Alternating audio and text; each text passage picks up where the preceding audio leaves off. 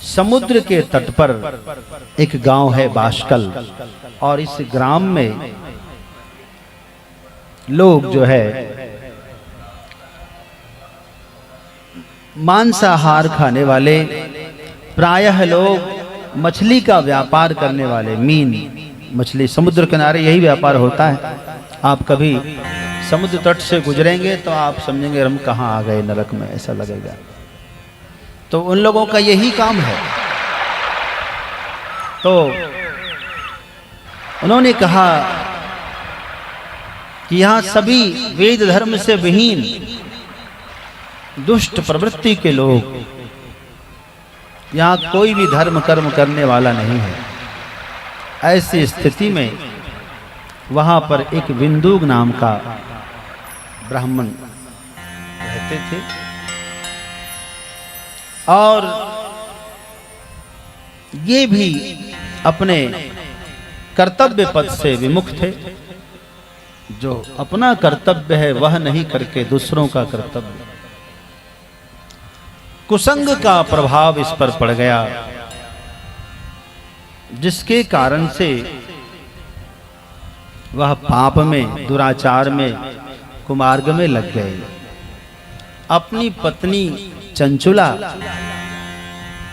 से उनको प्रेम नहीं होता। साथियों के साथ, जैसे आजकल होता है ना, आदमी बड़े बड़े शहरों में लोग चले जाते हैं और पूरे परिवार के साथ वहां नहीं जा सकते, ऐसे स्थान पर लोग जाते हैं। अब आप इतने समझ लो, यदि अच्छी जगह है तो पूरी फैमिली जाके दिखाओ वहां, तो क्या कहते हैं उसको आप,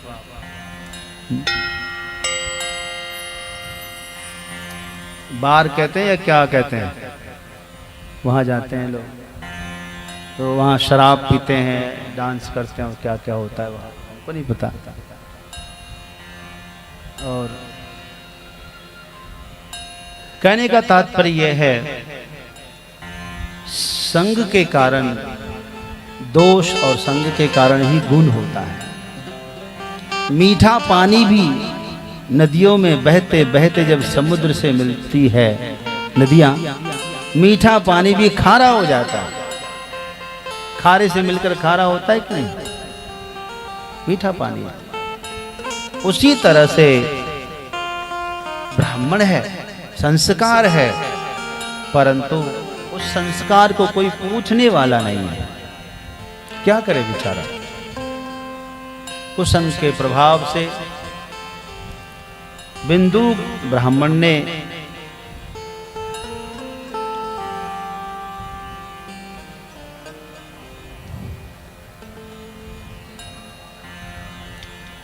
अपनी पत्नी चंचुला से प्रेम न करके बाहर की स्त्री से प्रेम किया। चंचुला को धन लाकर देता था बाहर से। चंचुला भी आखिरकार लोगों की संगति में आकर जो नहीं करना चाहिए वह सब करने लगी। कुल मिलाकर के अच्छा नहीं किया। बिंदु की मृत्यु हो गई। चंचुला एक दिन अपने आसपास के पड़ोसियों के साथ में कुंभ में स्नान करने के लिए गई प्रयाग में, और प्रयाग में किसी कैंप में ठहरी। जिस कैंप में ठहरी उस कैंप में, उस शिविर में शिव महापुराण की कथा हो रही थी। चंचुला ने भी कथा को श्रवण किया। कथा सुनते सुनते जब नरकों का निरूपण हुआ और आचार्य जी बताने लगे कि किस पाप के प्रताप से कितना कष्ट होता है नरकों में, नरकों की यातना सुन सुन करके चंचुला थरथर कांपने लगी। हाय, मैंने जीवन में कितना पाप किया है, चित्कार करके रोने लगी। और ऐसा हुआ, कथा विश्राम से एक दिन पहले एकांत में उसने आचार्य पंडित जी से मुलाकात की और रो रो करके अपनी बात कहने लगी। अपना सारा पाप सुना रही थी। पंडित जी ने कहा कि कोई बात नहीं, रो, रोने से पाप कटता है, प्रायश्चित होता है।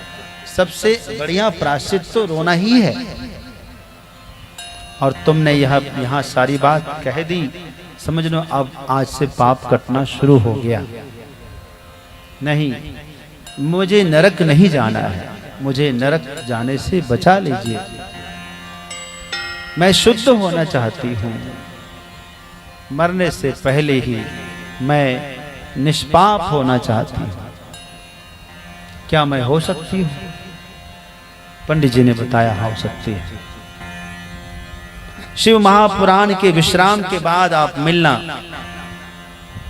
और शिव महापुराण के बाद मिली, मंत्र दीक्षा लिया, पंचाक्षरी मंत्र का जप अनुष्ठान करने का संकल्प लिया और नित्य प्रति भस्म लगाती, त्रिपुंड लगाती, रुद्राक्ष धारण करती और बिल्व पत्र से मिट्टी का पार्थिव का शिवलिंग बना करके प्रतिदिन पूजन करती और प्रतिदिन विसर्जन करती। दिन भर यही काम रहा उनका। और शिव आराधना करते करते करते शरीर एक दिन जो है चंचला का शरीर क्षीण हो गया और अंत समय में विशुद्ध हो जाने के कारण, शिव भक्ति करते करते शरीर छूटने के कारण शिवलोक से विमान आया और विमान में बैठकर चंचला भगवान शिव के पावन धाम में पधारती है। वहाँ माता पार्वती के चरणों में उसको ले जाया जाता है। माता पार्वती के दर्शन करके कृतार्थ हो जाती है। माता पार्वती ने चंचला को अपने गण में शामिल कर लिया, अपनी सखियों में स्थान दिया। चंचला बहुत प्रसन्न हुई। माता गौरी के संग में रहने का मौका मिलेगा, शिव जी के दर्शन करने का मौका मिला, बहुत प्रसन्न हुई। धीरे धीरे एक दिन एकांत में माता पार्वती को बैठे हुए देखा। पास में जाती, थोड़ी सेवा करती है और चंचला को मौन देख करके माता पार्वती ने पूछा, क्या बात है चंचला, तुम मौन क्यों हो, उदास क्यों हो, क्या सोच रही हो? तब चंचला कहती है, माता आप तो दो पुत्र की माँ है, गणेश और कार्तिकेय की माँ है। आपके दो पोते भी हैं। हाँ, शुभ लाभ, दो पुत्र वधू है, रिद्धि सिद्धि। मैं भी एक भारतीय नारी हूं, मेरा भी एक परिवार था, अपनी कहानी से विचलित हूं। फिर माते आप करुणा करके मुझे बताइए कि इस वक्त मेरे पति कहाँ हैं, मेरे स्वामी कहाँ हैं? माता पार्वती ने आंख बंद किया, ध्यान लगाकर देखा और कहा, इस वक्त तुम्हारे पति बिंदु भयानक भूत बनकर विंध्याचल की तलाटी में भ्रमण कर रहे हैं, भटक रहे हैं और बहुत दुख पा रहे हैं। चंचला सुनकर और दुखित हुई कि मुझे तो यहाँ भगवान के धाम की प्राप्ति हुई, काश वो भी भगवान शिव की थोड़ी भक्ति कर लिए होते तो आज उनका भी उद्धार हो गया होता, दुर्गति नहीं होती। मेरी बात पर वो गौर फरमाते तो ये दशा ना होती। हे माता, कोई उपाय है जिससे वो भी यहाँ आ जाए? ऐसा कुछ आप करिए, मैं आपकी ऋणी रहूंगी। माता पार्वती ने कहा, कोई बात नहीं, ऐसी बात है, मैं इसका प्रबंध कर देती हूँ। माता पार्वती ने तुम्बरु को बुलाया। तुम्बरु एक गंधर्व है, नारद जी के मित्र का नाम है तुम्बरु। माता पार्वती ने मुंह बोला पुत्र कहा है उसे। तुम्बरु को बुलाया। तुम्बरु आए, बीना पर झनकार करते हुए आए। संगीत के प्रकांड थे।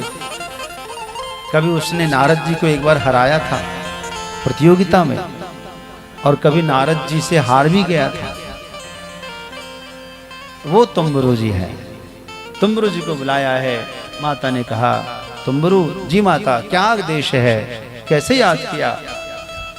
बात ये है मेरी सहेली चंचुला, इसके पति का नाम है बिंदु, जो वर्तमान में विंध्याचल पर्वत की तलाटी में भयानक भूत बनकर भटक रहे। तुम उस आत्मा को पकड़कर बांधकर उसे शिव महापुराण की कथा सुनाओ, जिससे उसका उद्धार हो जाए, उसका कल्याण हो जाए। जी माता, बिल्कुल करूंगा। साथ में चंचुला को भी ले जाओ। एक विमान माता ने प्रदान किया। उस विमान में चंचुला को बिठाकर तुम्बरू जी गाते बजाते पधारे हैं विंध्याचल में। आहा। और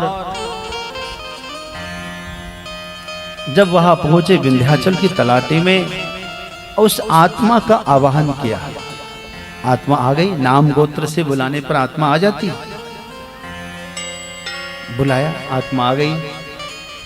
अब वो भागने लगे। मंत्र से उसको एक जगह बांध दिया, यहीं पर रहो। आसपास के लोगों को बुलाया कि भाइयों, हम यहां पर शिव महापुराण कथा करेंगे, आप लोग भी इसमें भाग लीजिए, आप सबका कल्याण होगा। लोगों ने कहा बहुत अच्छी बात है, हम सब आएंगे।